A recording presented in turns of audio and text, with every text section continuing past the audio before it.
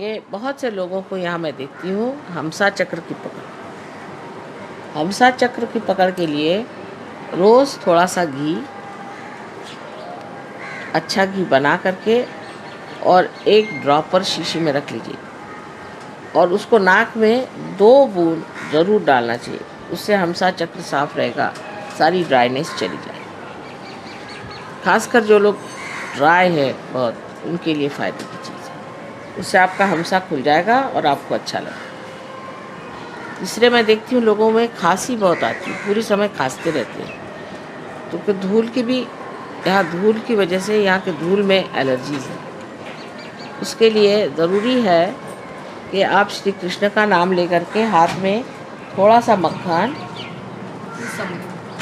इस उंगली में थोड़ा सा मक्खन लेकर के अंगूठे में और नमक लेकर के मुंह में अंदर ले जाके वहाँ एक परजीभ होती है, उसको छूने का और उसको दबाने का। उससे ऐसे 3 बार करना चाहिए, उससे खांसी बंद हो जाएगी। और एक चीज़ जिसे यहाँ पीपली, लेंडी पीपली कहते हैं, पता नहीं आप जानते हैं, छोटी छोटी, उसको मुंह में रखने जब तक खांसी आती, और फिर उसको फेंक देने का।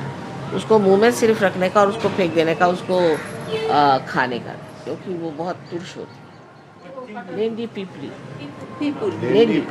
लेंडी पीपली जो छोटी होती है, पतली वाली, रोटी वाली नहीं, पतली, लौंग से बड़ी होती है।